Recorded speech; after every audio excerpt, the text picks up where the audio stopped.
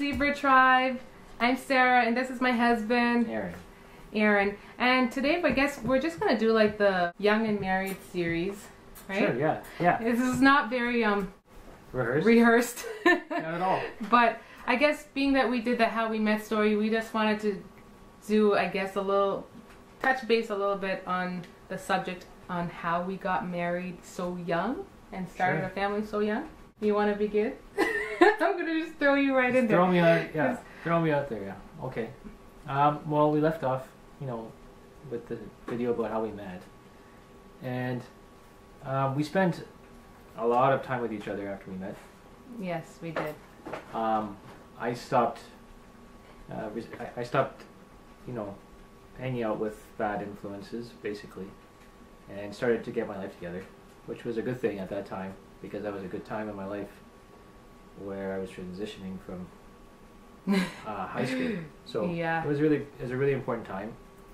Lots of things could have been different, probably, because you were getting ready to go to school for nursing.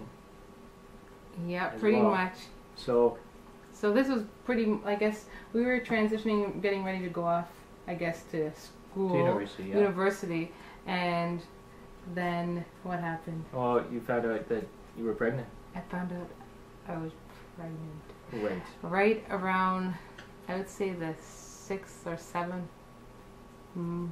What we found out during that big, huge blackout in 2003. Oh yeah, we had a blackout where we lived. It was like, no, it wasn't just where we lived. It was like all of southern Ontario, parts of New York.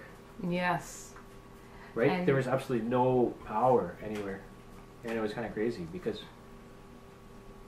street lights weren't working. Nothing was working. Nothing was working. It was actually very creepy and scary. Yeah. Down. Our dog is here. But anyways, yeah, long story short, I discovered that I was expecting. And then that changed. I don't know, that changed a lot. Yeah. I was thinking of going, half an hour away to university. Which you did. Which I ended up doing. So when we found out, we started thinking of the idea of getting married, because I wanted to get married. Mind you, didn't you already propose before then? Or you gave me a promise, I guess? I guess I gave you a promise ring before, but it really became serious when we spoke to her parents, and I told her father that I would like to marry her. It was kind of scary. It was very scary. Yeah, so... But... I mean, every couple takes that risk, right? Yeah. When you are in a relationship. No. So, anyway. But yeah, he spoke to my dad, and what did you say? Exactly, word for word? Well, no, just a general idea. I don't think you were there. Were you I don't think I was there either. I was probably there, but not down there. I told her father that I would most certainly like to marry Sarah, and that is something that I had every intentions of doing. So, when you find someone that changes your life so dramatically, and that you're willing to do anything for, that's someone that you want to be with the rest of your life. So before that, I never imagined getting married, really, at any time. In my 20s, even. I didn't see myself getting married or having children. But then I met Sarah, and I guess everything changed. It's kind of ironic. We're telling the story 12 years later. Yeah. So anyways, we decided that we were going to get married, and we did, I guess 2 months before our child was here. So... 3 months. 3 months. 3 months, yeah. Because we wanted to start a new beginning, and so we kind of made that decision that we wanted to bring our child into the world. As a Christian family. As a Christian family. So, I mean, I didn't attend church before. My parents were borderline agnostic, atheists. So I didn't have that kind of background that Sarah was coming from. And with her father being a strong leader in the church that was a pretty big influence in terms of making the decision to going to church and then getting baptized. I got baptized around my 20th birthday, which was close to. But don't make sure you clarify that this was your choice. That's what it was you my wanted choice, to of do. course. Sorry, if you see me looking down, it's the dogs and they're running around. And yeah, playing games. Yeah, so no one forced me to get married, or no one forced me to get baptized, etc., etc. No one ever asked us these questions even, I don't think. We kind of proposed them to our parents. Yeah. And they kind of went along with it, which was really supportive of them. Yeah. Everyone was pretty supportive of our decisions. No one tried to talk us out of them at all, which was really helpful. Sorry, had to pause. But okay, yeah. So everything's better now. So anyway, we're basically saying that everyone was on board. Family was very supportive with our decision. And I'm gonna do, I guess, a more personal video explaining me and my experience in that position as a woman and how I felt.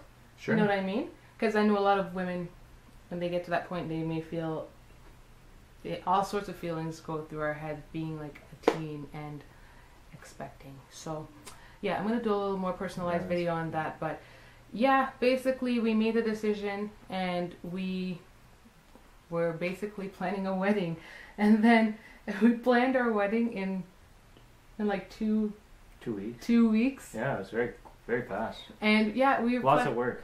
It was lots of work. Oh, we did it all ourselves pretty much. And I don't want to say that actually. Like last minute, a lot of people came in. My aunt came through out of like nowhere and like organized my mom, food my and my mom, my stepmom, as you guys may have seen in the vlogs at Christmas. Yeah, she's amazing. She like did a whole lot in terms of cooking and all that other stuff. Yeah. And yeah, it was just really cool. But we put together a lot of the details, and just everyone, my parents' church, everyone like just came through for us because it was our church as well. Yeah, it's true. It was our church at that time. We were going to that church, so yeah, everyone really helped out quite a bit. Yeah, everyone pulled through, and it came out really, really well done. And we were only planning for it to be like a very intimate wedding, having like 20 to 40 people. Yeah, it blossomed to a lot more than it. It had 120 people. Yeah, it was quite a big. I was really surprised when I was counting all the signatures in our book. It had 120 people. How does a wedding for 40 people blossom? I can tell you. Family told their friends and yeah, everyone.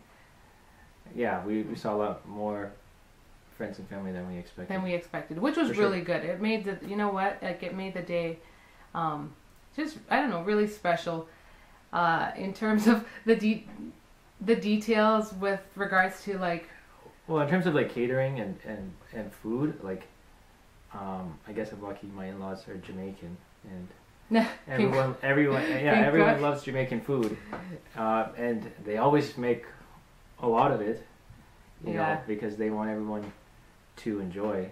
So, you know, I was really glad that those things, we didn't even have to worry about them, really. And the venue was held by our church. We had the venue at our church. We had the wedding at our church and the venue downstairs in the our church has like a, what do you call it? Like a banquet hall at the bottom. Yeah. So we had it all there. So in terms of like funding, like we paid for our wedding ourselves, but mind you, we were fairly young and we didn't have a lot of money. So at the end of the day, our wedding costed us, what was it, like $2,000? I think it was a little bit more than that. Maybe $2,500, almost $3,000. $3,000. Maybe $3,000. So if you can think about a typical wedding today, a lot of the cost does come in with banquet halls and the food, venue, catering, dress, photography. Yeah, that was one of the more expensive stuff. And even then, my dress was relatively cheap. My dress was so cheap. Well, I you know, in terms of finding something that's gonna Fit the bump. fit, Yeah. and that she liked, it was. And within budget. I saw something else that I really liked, but it was way out of budget for us at that time. So if there was one thing I definitely could change, it would be that. Like in terms of the cost of our wedding or any of that stuff, it's not that big of a deal. But in terms of my dress, that was the one thing that but it was alright. And I had my makeup done by MAC. I went into the counter because that was my special free makeup thing or whatever. Oh. So I got that done, and then pretty much, I don't know, all of that. Yeah, and for us, we just rented tuxes. And he rented his suit. Yeah. Right? Yeah, which was fine. Yeah, so all of that stuff. And then the only other things we had to pay for was flowers. Flowers. And luckily we had some very crafty people at our church who could help to throw. My pastor's wife, she was really helpful in putting things together, and it came together really lovely. It was really nice. And so from then on, anyways, 2-3 months later, I guess, we had our baby girl, and then he already began school. Yeah, it was already that's full time. Yeah, he already began school and was in university, and the university that he attended was half an hour away. So that meant waking up early, hopping on the bus, and like obviously way ahead of time because he had to commute, and then getting on the bus and commuting extra late. So that was a bit tough at times because there was no gap in between. He was pretty much gone like the entire day. So even when I went into labor, I went into labor that Friday. The day he came home from school, and I drove to go pick him up from the bus station, and I was like livid. I was like, I think I'm going into labor, and kind of were you? As I remember, I had to convince you. Well, yeah, you did. I had to convince. She was like, oh. She was first of all, she was not very happy that day. I did something to upset her. I don't remember what. Yes. But then, as he does all the time. But honestly, it wasn't a very big deal as I remember. But I think probably the pain. She was like, oh. She was so mad, and then she was like, oh. And I was driving because I was having contractions while I was driving. Like, I was like, I'm like, are you okay? And she was like, and I was like, yes, I'm fine. I'm fine. Back to the topic. Stop distracting me. And then, okay. I remember this one detail. We ordered a pizza to bring home to eat. Yeah. And so she got out of the car first, and she went into the house with the pizza. And I just sat in the car for 2 minutes, and I was just trying to calm down, so that, you know, we could go in and we can have the rest of the evening. I know she wasn't feeling well. I was thinking maybe she had a contraction. So I went inside, and she had eaten all the toppings of the entire pizza. And I was left with nothing. But I just remember that detail because it was the most bizarre thing. Oh my You know, it's the most bizarre pizza it was, you know, yes, I know. When I think back, I think, oh my gosh, what a pig. But I was really hungry, and emotional. And just like, it was like a nightmare because, like I said, I didn't believe I was going into labor. Yeah. I'm going to share my pregnancy story with you guys because it's actually really interesting, and it also plays a role in why I guess I thought I wasn't in labor on my own. It's true. So yeah, because you had a lot of complications. I had some complications, and then my OBGYN told me all sorts of nonsense and stuff like that. So I'll share that with you guys. But yeah, with that story came, I guess that happened, and then he finally convinced me to go to the hospital. Like when I ate all the toppings off the pizza, it was like 10 o'clock. 10 o'clock. It was like 10 o'clock, and he finally convinced me to go to the hospital at like 1. Yeah, like 12 o'clock, 1 o'clock. 1 o'clock. It was late. It was very late. And when I arrived there, I was like 8 centimeters dilated. Yeah, it was pretty serious. Oh my gosh! But she wasn't. You could tell she was in a lot of pain during those times. Well, I wasn't crying or anything. No, but I was just in a lot of pain. like you were tensing. You were tensing a lot, yeah. And I didn't want to be spoken to. I just wanted to kind of be alone. Yeah, which is probably the worst time for that. So I was just trying to do my best for her to come to the hospital to get it checked out. Yeah. That was the best. So that was basically the birth of our first child.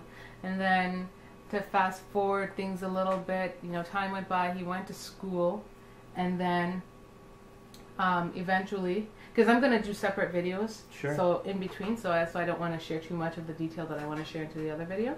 Okay. And then, so time progressed, and he eventually switched from going to the university that was afar and came to the one that was like 10 minutes away. Not even. Crazy, right? So, yeah, he came to the one that's right there, which made things so much easier, and that was that. Life just kind of progressed from there on. And, yeah, he went to school for engineering during that time. Yep. And, yeah. I was going to say, I think I skipped something. I was going to say, even on the night... Oh, yeah, after I gave birth, you actually had to go back to school. You had to go... it was during exam time for him. Yeah, because it was my last day when she went into labor. Yeah. And then my exam started immediately. And I had to do... it was the worst timing because I had 2 exams on she went into labor on Saturday morning. Yeah. And I had to study for exams... For Sunday. For 2 exams on Monday, an exam on Tuesday, an exam on Thursday, an exam on Friday. Yeah. So I had 5 exams in 5 days to study for. Yeah, it was an intense time. Yeah, I didn't get any sleep, really.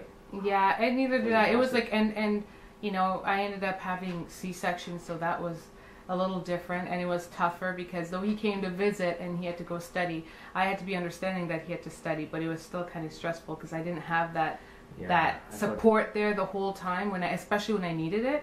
Yeah. Not necessarily by choice, but because, there are different things that we had to get done at the same time. So, yeah, that's pretty much our story. And obviously we have 3 kids. We fast forwarded and ended up having